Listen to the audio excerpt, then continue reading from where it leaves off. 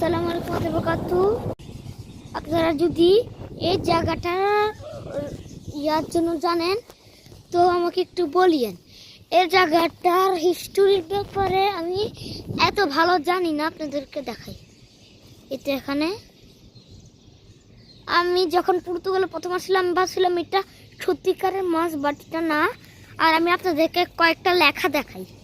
এটা এখানে অনেকগুলো লেখাতেও আছে, আপনারা চাইলে পড়তে পারেন। আর আমাকে বলে একটু বলবেন যে এখানে কি কি লেখা আছে, কারণ আমি বুঝি নাই। আর যেখানে আমরা আসছি জায়গাটার নাম হচ্ছে কোস্তা দা কাপারিকা, লারদা কোস্তা জুন টুমার। তো আমি যখন আসলাম আমার আম্মু বললো যে ওইটা কি, আমি বললাম যে আমি নিজেও জানি না।